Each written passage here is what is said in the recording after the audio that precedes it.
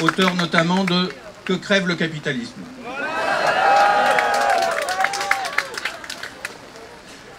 Il n'y a pas une crise agricole. Il y a le conflit entre deux visions de ce que doit être l'agriculture, entre deux visions du monde, entre deux visions de l'écologie.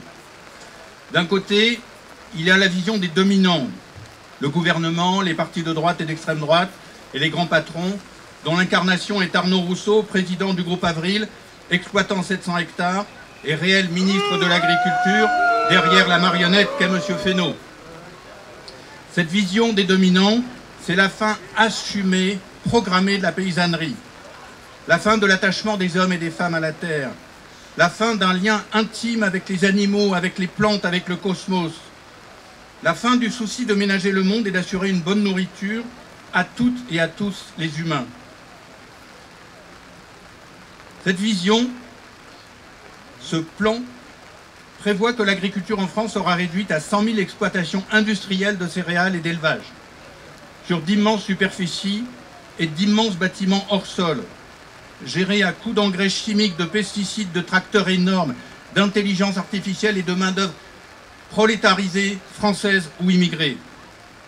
Une agriculture qui ne tient pas compte du changement climatique et de l'érosion de la biodiversité et qui croit que l'on survivra au printemps silencieux avec des OGM, des méga-bassines et des robots. Une agriculture gérée par des firmes, par des grandes entreprises ou par des agro-managers, le regard rivé sur l'ordinateur plutôt que sur l'humus. Une agriculture produisant de la bouffe pour le peuple. Et à côté, dans cette vision des dominants, quelques dizaines de milliers d'agriculteurs de niche pour fournir une alimentation de qualité pour les riches.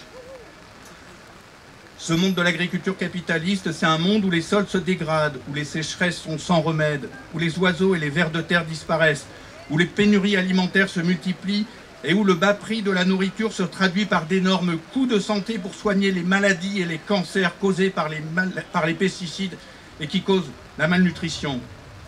Et puis, il y a l'autre vision du monde, celle d'une agriculture qui nourrit bien les humains sans les rendre malades, qui s'harmonise avec la biosphère, qui prévient la destruction de la biodiversité, qui gère l'eau avec soin.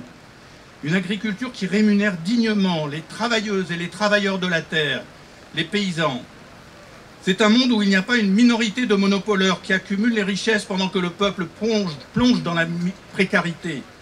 Un monde de paix et de démocratie où écologie et justice sociale sont les valeurs fondatrices. Sur cette même place, en 2016, il y a eu Nuit debout, puis partout en France les Gilets jaunes, puis le mouvement des retraites, et maintenant les paysannes et les paysans alliés aux écologistes et soutenus par la majorité du peuple de ce pays.